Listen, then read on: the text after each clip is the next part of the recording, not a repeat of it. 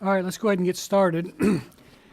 This session is on ministers, tax, and finance, and we're going to talk about some tax advantages that we can use as a minister, and some of the requirements we have to have.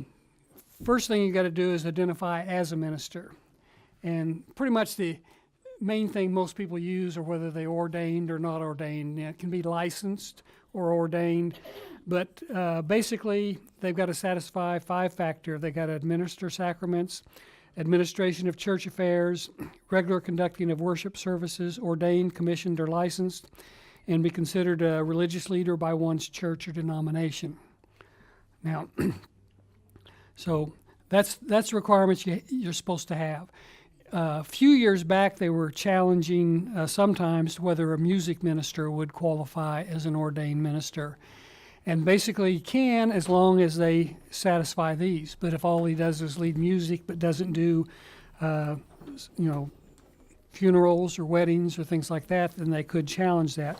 But I think they've kind of backed off that. I've not heard anything in recent years about that at all. So I think basically it comes down if you've been ordained and recognized by the church as a religious leader.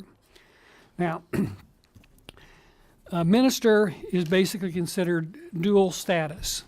For income tax and benefits, they're considered an employee. And if you think about it, to get benefits, you have to be an employee. You don't give benefits to subcontractors.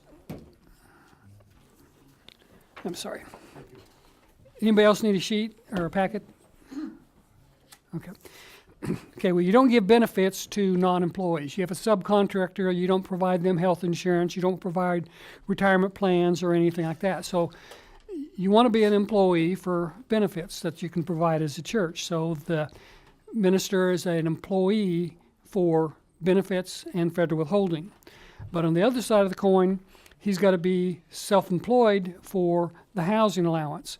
So that's why I say it's kind of a dual status. They'll get a W-2, but on the W-2, you basically fill in box 1 on the W-2, the total wages that he's been paid, not accounting the housing allowance, just the wages paid. So that's what goes in box 1. And, yep.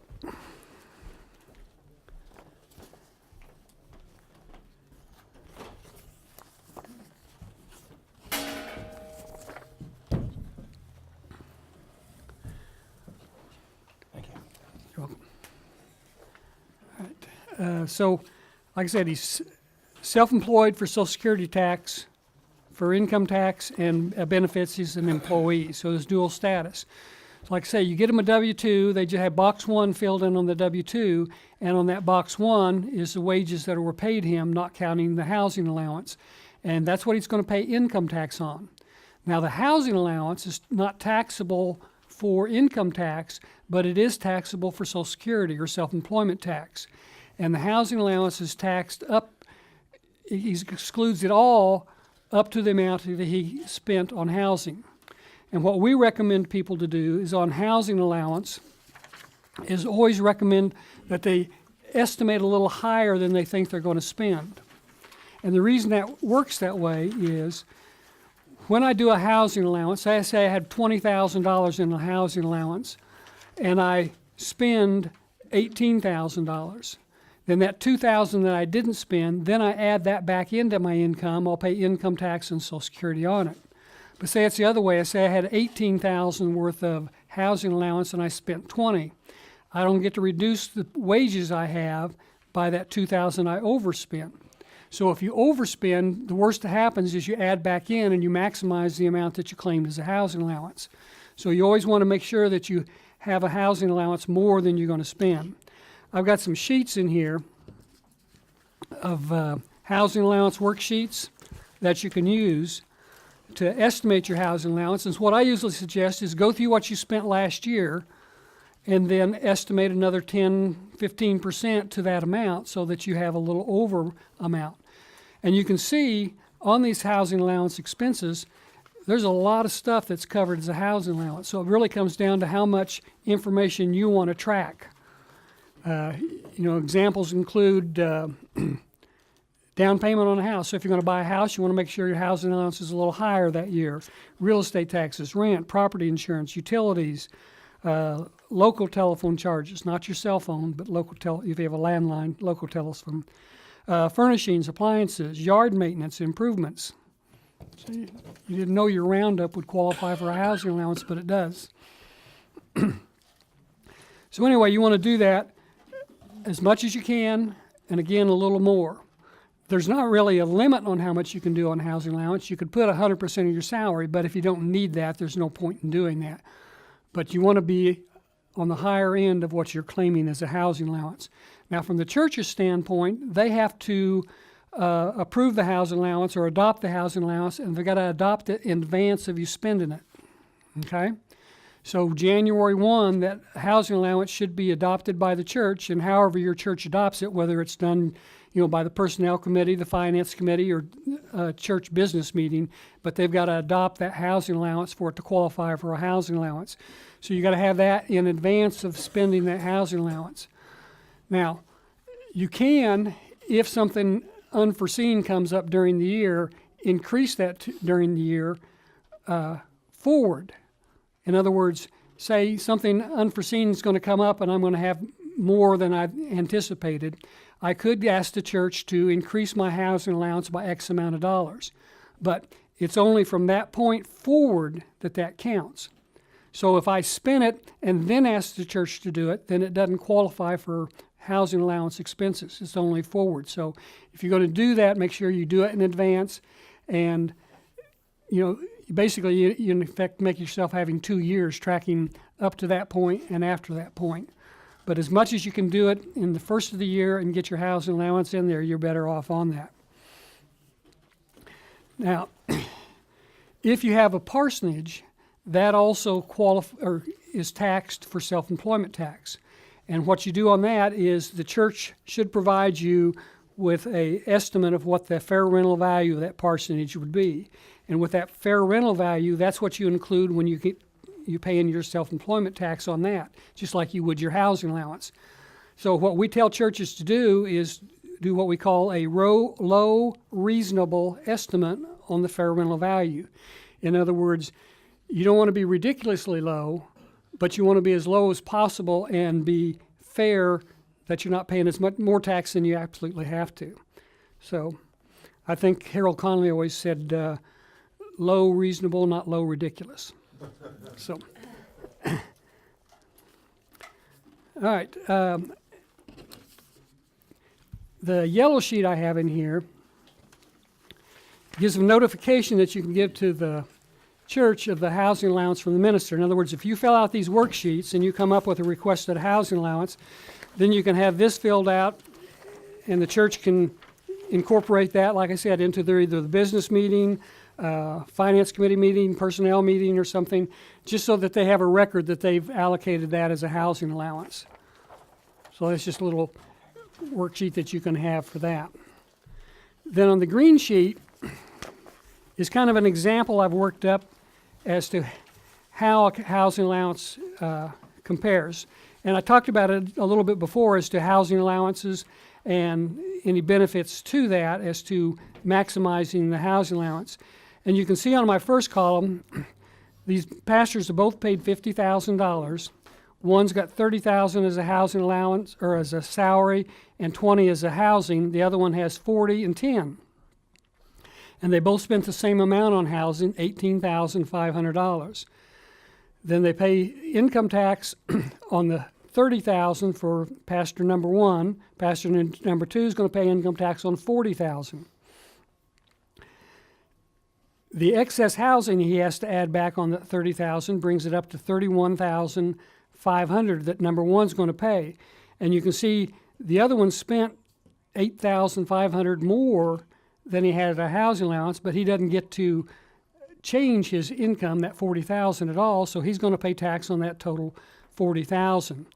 Take the standard deduction, which this year's $24,000, no exemptions anymore, just standard deduction. We're going to pay tax on number one, it's $7,500, number two, $16,000, and you can see the federal tax and Kansas tax on number one's 1,358, 2,471 on number two. So by not planning your housing allowance correctly in this example, you paid $1,113 more than you would have had to in income tax. Nothing else changed. He just has $1,113 less in his pocket.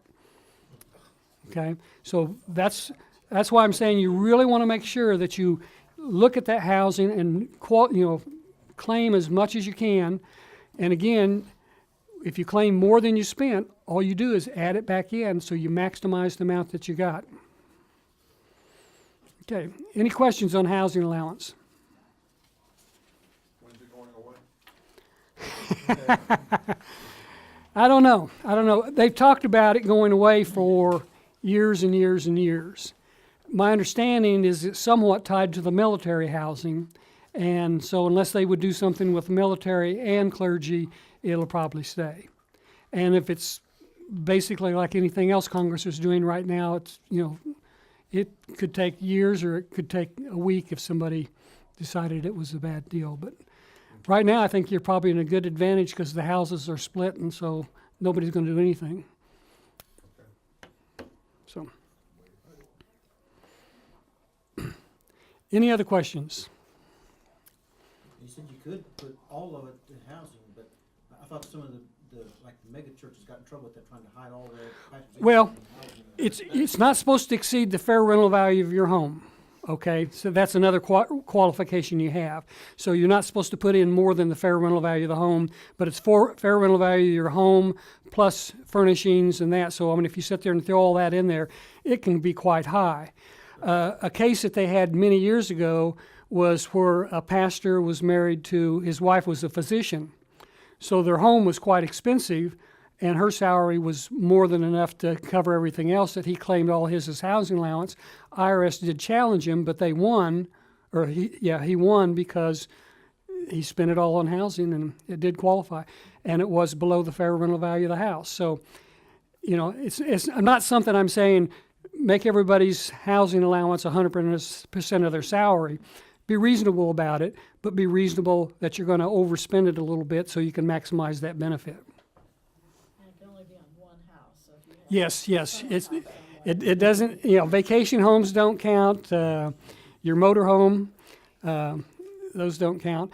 And you actually, you've had cases where you've been in transition between pastorates or something, and you have two houses, one's not sold. You still can only claim it on the one house. So, yes, your primary resident. Okay. Other questions? You show here there's no exemptions. Is that just on the housing? Well, everything. when they increased the standard deduction with the tax increase, they did away with exemptions for federal. You don't have any personal exemptions anymore. No charity. No exemption. Okay. I see. Yeah. Okay. Yeah. We used to get to claim however many kids you have. Yeah. You no longer have that. They've combined that into your standard deduction. Okay. I just left the exemptions on there so you'd see that's there, but that's not there anymore. You do still have it for state, but you don't have it for federal. And that's one thing I might point out. You see the standard deduction on there, $24,000. And they claim that they doubled the standard deduction. Well, they doubled the standard deduction, but by taking away the exemptions, they didn't quite double the deductions that you got. But anyway, it is higher than it was, but Kansas is not. Kansas still has a lower standard deduction, and you're required to itemize on federal to be able to itemize on Kansas. So some people could be caught in a case where they were itemizing in the past and itemized on Kansas. Say the itemization was like $20,000. Last year they itemized on federal and got a $20,000 itemization deduction. Kansas, they would have got the same $20,000 with a few modifications. Well, this year with it being at 24, they're going to get the standard deduction on federal. Then they come to Kansas and it's going to be like a $7,500 standard deduction and whatever the exemptions are. So you could get caught between Kansas and federal this year having a little higher Kansas tax than you have had in the past. Are you going to touch on mileage later Yeah, I'm going to text on that next as to accountable reimbursement policies. Okay, an accountable reimbursement policy basically is saying that I'm going to reimburse the pastor for expenses he has involved in working at the church. Okay, mileage, books, sermon preparation books, or things that they use in the job that you're doing that I'm going to get reimbursed for, and that's why I'm going to have the medical reimbursement plan. If I have it as a a reimbursement policy where I'm going to reimburse the mileage you have or reimburse the out-of-pocket expenses you have, then that part is not income tax to the pastor, it's not self-employment tax to the pastor, it's just reimbursing an expense of that. And what we've told people in the past is that if you hire a pastor, you've got the cost of the pastor, which is the salary and the housing. You've got the benefits that you could pay the pastor, that's the benefit package you have. And then you have a cost of having a pastor, and that's the expenses that he incurs in performing the job at the church. So if you intend that you hire this pastor and you want him to make hospital visits, then you ought to reimburse him the travel to and from the hospital. So that's where the medical or the reimbursement policy of business expenses you have. If you go to any business you have, you're going to reimburse the employees for the expenses they incur on behalf of that company. Church is no different. If I'm incurring expenses on behalf of the church, I should be reimbursed for that. Now, what I see so many times when they set up a pastor's salary, they say, here's this package, divide it out however you want it. Okay, so you can pick whether I want it for health insurance, retirement plan, for reimbursement policy, and housing and salary, and just give it to the pastor and he can break that out for you. The problem you have with that, unless it's a qualified plan like a cafeteria plan, IRS says if you have that choices, then if your choice could have been all taxable income, guess what it is? It's all taxable income. So rather than say, here's a package, you either provide benefits or you don't provide benefits. You either provide reimbursement or you don't. But don't say that it's in there and you pick out what you want. In other words, the church has to take some responsibility.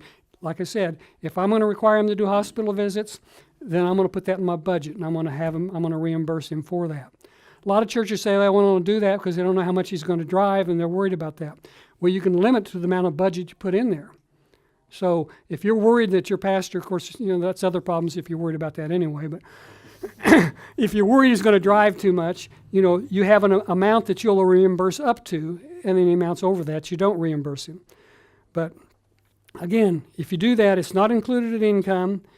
It's there's no deduction that's limited except by the church, so you can limit to what you want, and it's separate and distinct from the housing and the salary. So it's a huge advantage when you have that in there, because if you don't, there's a lot of expenses that we expect our pastors to do that if we don't reimburse them for it, it's costing them a lot of money. And I've got another example here using that. And on this particular one, I've got I put the salary at $25,000 and on pastor number one, and that employee business expenses at $5,000 on him. So it's the same $30,000 for the church or the pastor. Then on the second one, I just have it all as salary and say, well, he can pay his own. So in this particular case, I'm showing that he had mileage of that I'm reimbursing of $4,548, books, etc., $500, exactly the same on both, $5,048. We reimbursed up to the budget amount of $5,000, so my income comes down to $27,500 because there's some other income in there.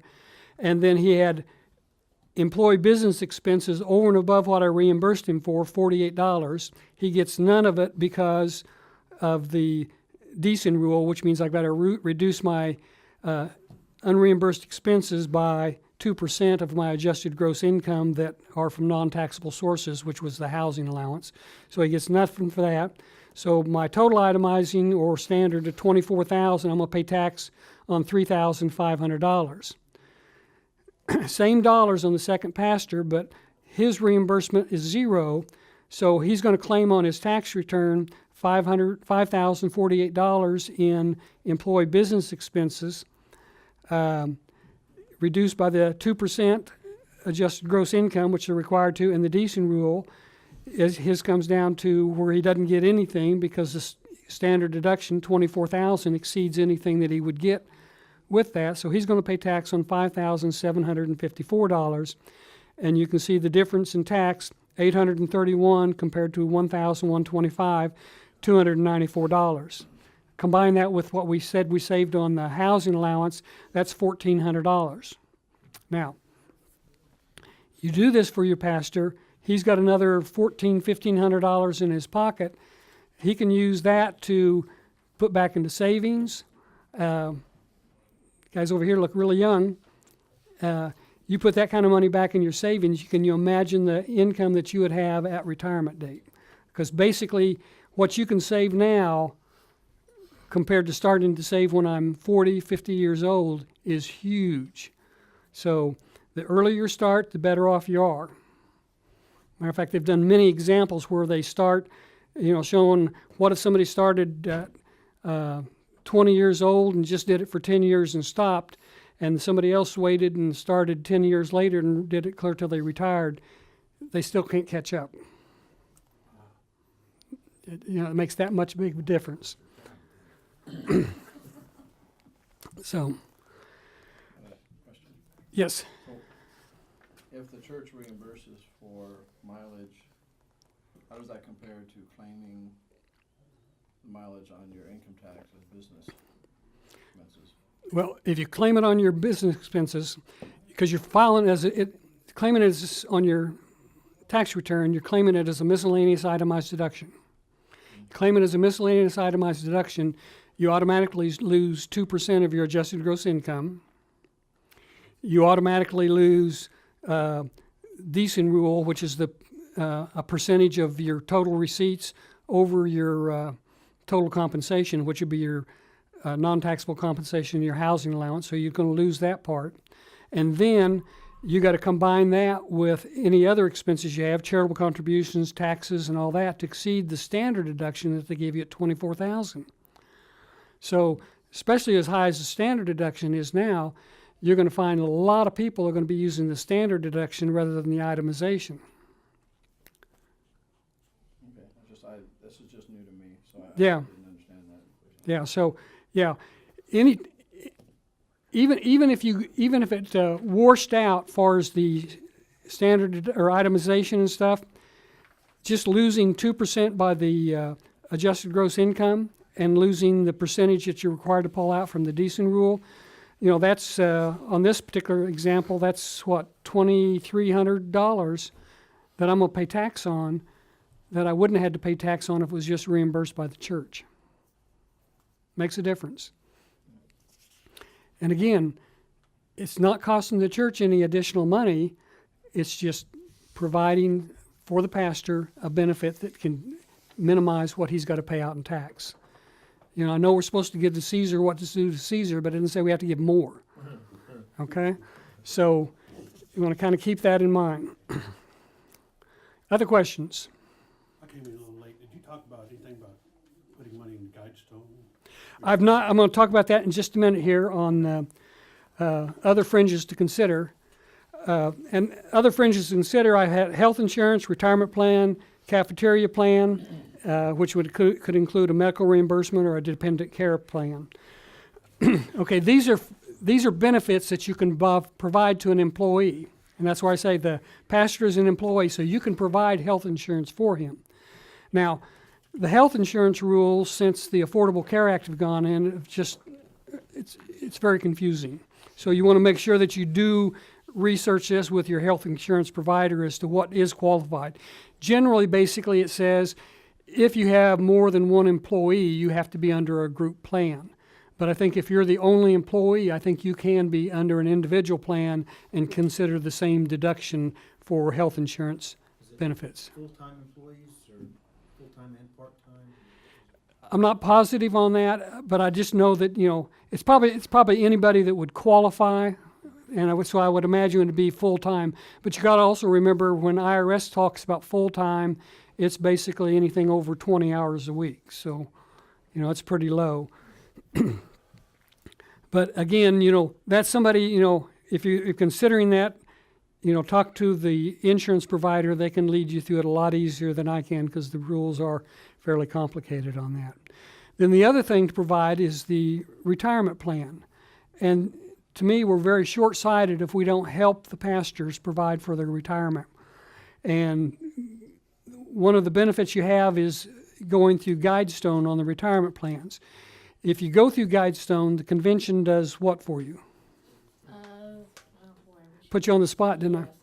$17.50 a month. $17.50 a month for your retirement, plus up to $17.50 for disability coverage. Right now, the Guidestone is covering a good chunk of that in their excess funds. Okay. But you have to contribute to proper program. So it's not a lot of money, but it's free money. So if you contribute to that, then you can have that. And why do I say Guidestone compared to just putting it into an IRA with Edward Jones or one of those? Is it comes down on the back end of that.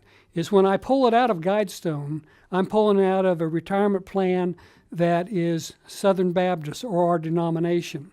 So when I pull out of that retirement plan, I can count part of that as housing allowance. Okay, so when I pull it out, when I put it in, I don't pay income tax on it, I don't pay Social Security tax on it, and when I pull it out, the part that I pull out as housing allowance, I don't pay income tax on, and I don't pay Social Security tax on anything I pull out. Okay, so it's a huge benefit down the road on that. So, I've had others say, well, I think we could do better at, someplace else. I don't think you can do better if you throw the tax implications in, and from what I've seen on what Guidestone's returns are, they're very competitive. So that would be my suggestion on that. Let's talk a little bit about a cafeteria plan. A cafeteria plan basically is where I set up a plan, and this doesn't have to cost the church anything. I can set up a plan and say, I'm going to allow you to reduce your salary to pay for medical expenses or dependent care expenses, and there's some other things that you can put in there, but that's the primary two you receive. And so when you say, if I do that, then whatever I pull out of that or put into those cafeteria plans, I don't pay income tax on that, and I don't pay Social Security tax on that. So that's money that I'm putting back. Now, there's the only risk you have on that is if you don't spend it, you don't get it back. So if I reduce my salary for X amount of dollars for medical reimbursement plan, but I don't spend it, then I don't get it back. So I have that chance of losing that. The employer has a chance, or the church has a chance of losing something. If somebody takes all their cafeteria plan and spends it the first month, collects it, then leaves the employment of the church could in effect losing that money. So there's a little bit of risk on both ends. But you can minimize. For the pastor, he has to spend it by the end of the year. Well, end of the year, or if your plan allows you, you can have it where it'll go up to, I think 2 or 3 months past the end of the year, if your plan allows that. You were saying we had to spend it. I didn't know when we had to spend it by. Okay. Basically, it's a calendar year. You got to spend it, incur it, and spend it within that calendar year, just generally speaking. But what I'm saying, you can use it, not worry about so much on the medical reimbursement, because you can do the same thing like you did on the housing as to what do I spend on medical. I know medical's kind of an up and down, but do I have annual physicals? Do I have my eyes checked? Do I go to the dentist? Those are standard things I have. So I can always put in my medical reimbursement to cover all those standard things that I know I'm going to have out of pocket so that I can get reimbursed to those. Then what I tell people is, well, if you schedule your appointments toward the end of the year and you have something come up that's over and above that, then maybe I can move those to the first part of the next year, increase my medical reimbursement for that year to cover 2 of those standard things, and get, maximize the benefit going that direction. So I'm saying with a little planning and a little looking at what you have, you can, help yourself out a lot. And again, like I said, if it's strictly, you can set it up where the church contributes to that, but most times it's just where the pastor would elect to take part of his salary as a cafeteria plan. So it's a fairly simple thing to set up, and you just, Would that also be able to include the premiums that we pay? no. No, it cannot include the premiums you pay on health insurance or anything like that. Reimbursement can't? No, no. Could you define, what you mean by dependent care? Child care, in other words, if you've got children in daycare while you're at work or something. No, no. Yeah, that, Okay. If the church pays a company like Guidestone dental insurance, that can be deducted. The dental insurance. yes, if it's, if the- if your insurance is through a group plan, but I can't reimburse you for a plan that you have outside of a group plan from the employer. Does that make sense? In other words, if you have a group plan for your dental that you're paying through Guidestone Or your health. for your health, you deduct it out of your check, that can be part of the cafeteria plan if your plan allows it. But if you just have an individual dental policy that you're writing checks for, I can't reimburse you the medical reimbursement plan for that. So with our church, the way ours does it, they don't provide the insurance, but they told us to go get our insurance and pay for that. So that's not something we can do. No, that's why I say, if they can look at a way to provide health insurance, or even if, you can look at a way where they provide part of the health insurance. It doesn't have to be an all or nothing thing. If your church would sit there and say, well, we can't afford to pay your entire insurance, but we can provide 50% of it or something as a benefit, then it only costs you that other half out of your pocket. Where you provide it all, you're getting paid, you're paying income tax on it, you're paying the self-employment tax on it, and then you're paying for your insurance. If anything I can get prior to it being paid as a benefit, I'm going to save that money. So how would they set up for that to happen? What would a church do to be able to pay some portion of her insurance? We'll just say that I'm going to pay 50% of your insurance costs. Or some employers say, well, I'll pay for the employee, but I won't pay for the family, so that then they have to kick in part of that They on have to write the check to the insurance company, or they write it to them? to the insurance company. Yeah, because then it's a group plan by the church that they pay to the insurance company. They would pay the total of the insurance company. The part that they're not going to cover, they would withhold out of this check. Out of the salary? Yeah. Gotcha. But if the church doesn't have a group plan, and you go outside that though, there's no group for the church to pay to. Right, I said you'd have to establish a group plan, or if you're like a only person working at the church, you could probably do that, because I think if you only have one employee, I think you can do that.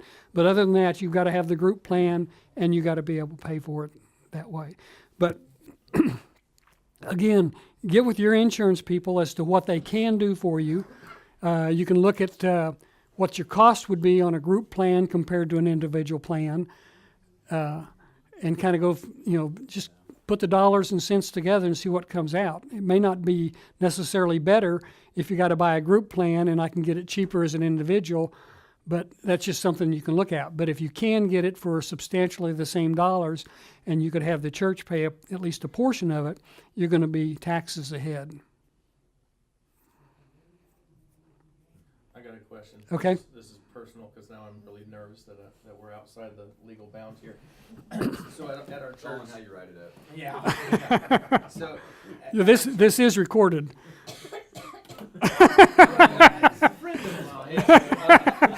Put your head into the back. There's a possibility. Anyways, but what they had done is, I'm the lead pastor, and we've had other people that are associates, but they've only worked 20 or so hours a week. Now we got an associate that is full-time, an associate pastor. And so we've given him X amount of salary and everything that he's going to work on his own. But for me, the church provides me a certain amount of allotment for insurance. And then I turn that in, but I turn it into Zane benefits. So I'm assuming I'm under a cafeteria plan. If they've established a cafeteria plan, I'm I'm assuming they have, but it's through Okay. Zane Benefits and Zane, not through them, but they're the ones that hold us accountable, and that's who I go through. And in Well- order for me to get a reimbursement, it has to get approved. Are through you, Zane. you're paying Zane benefits directly? The church pays Zane, I pay my insurance, but in order to get it, I have to show the proof of the payment, and I have to turn it into Zane. Zane says, yes, he paid this, and then the church can give me a reimbursement. Does that make sense? I'm not sure where's Zane come into this? Zane is the one that's basically approving of that. I have insurance and the church can reimburse. Are they administering a cafeteria plan is what they're doing? I mean, that's almost what it sounds like, they're administering a cafeteria That's my plan. assumption. I've never heard of cafeteria plan until Okay, this meeting, so okay. is that what I'm under then? It would sound to me like that Zane is an administrator of a cafeteria plan, but I would still question whether they can reimburse you insurance premiums that you're paying individually.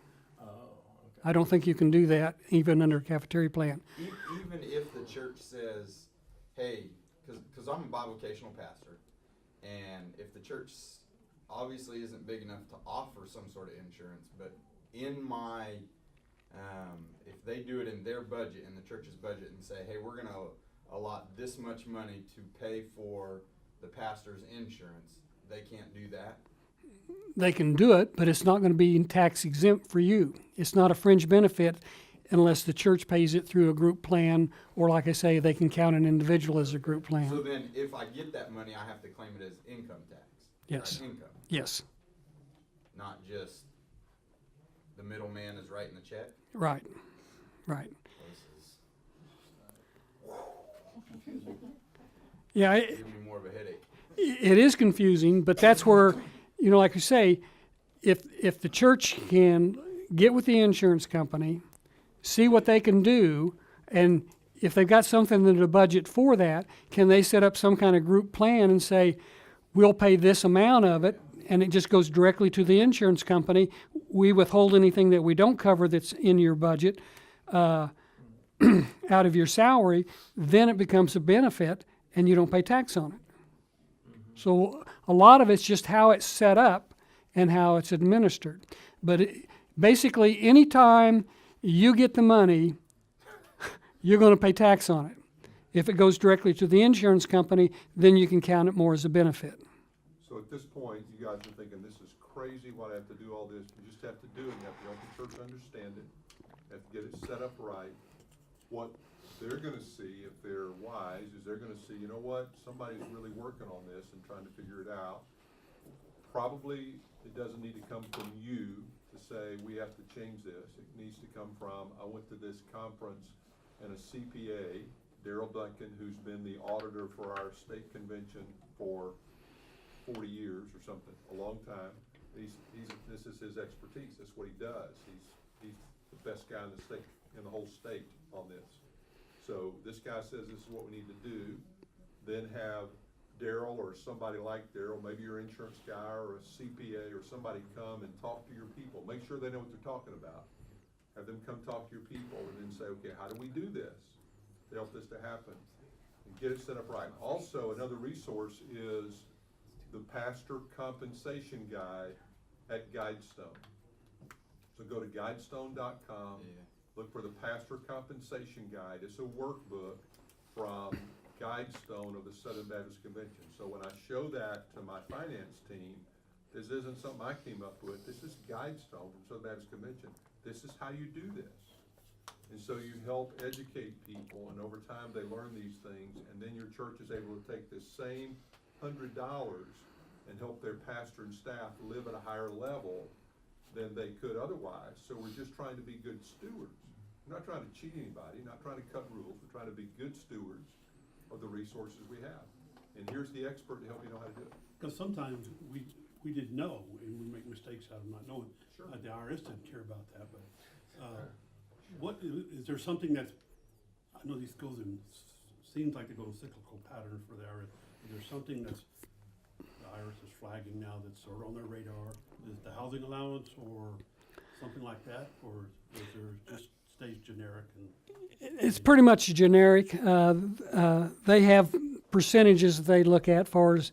But, you know, if you tithe, you're out of the percentage already on, the standard person or the percentages that they look at. So there's nothing that you're doing here that's going to really flag it one way or the other. And I know when we talk about the health insurance and stuff, you say it's the same money. It's either I write the check or the church writes the check. It doesn't make any sense.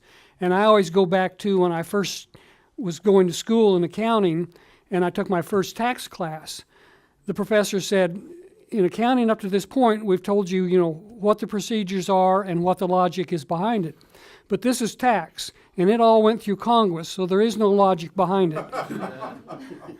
Okay, so you kind of have to remember that it's just the rules as to what it is. And for the church, this isn't just us against the IRS. These are spiritual matters, because the scripture says to obey every ordinance of man. Right. So it's a spiritual matter for us. Now that I know this, if we don't know, then we sometimes act in ignorance. But now that I know this, how do I deal with this? Because this is a spiritual matter. It's not just how do I get around the IRS or whether they're making me do this paperwork. It really is a spiritual matter. How do I do this to honor God and to be faithful to what He's called me to? Not to get paid at all. Volunteer your time. That scripture talks that too. Okay, are there any other questions on pastor's tax that we've covered so far that you have specific questions on? If not, I want to give you one other thing, and we covered this morning when we had the treasurer's thing. It was on qualified charitable distributions.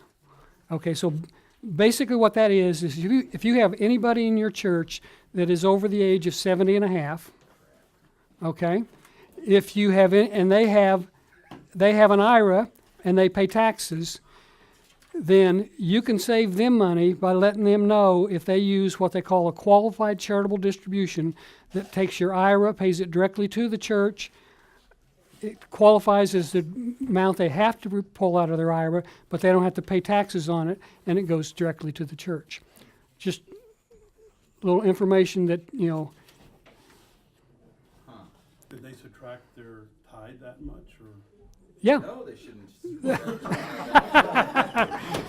Above and beyond. I was at least paying attention to that part. The rest No. of this is all over my head.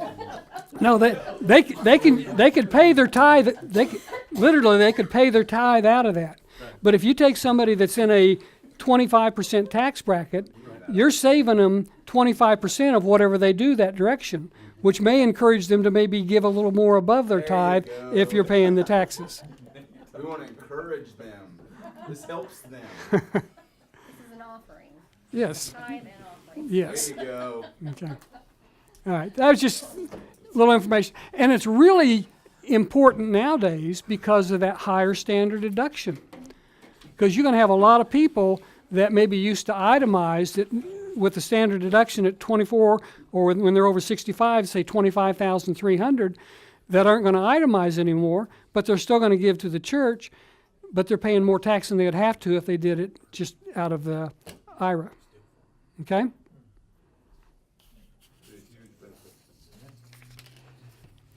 And if you like our church, you have several people that are over 70 and a half.